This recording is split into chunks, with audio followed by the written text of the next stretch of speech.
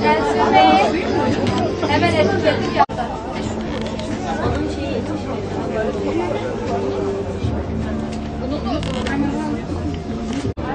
Bak ne yaptın?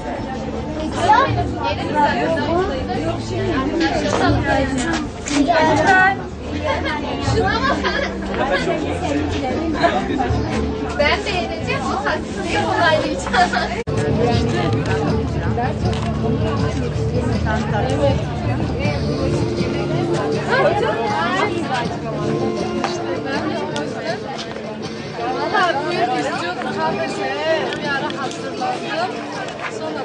Çocuklara nasıl eğitim verilir, çocuklara nasıl davranılır, bu konularda eğitim verilir.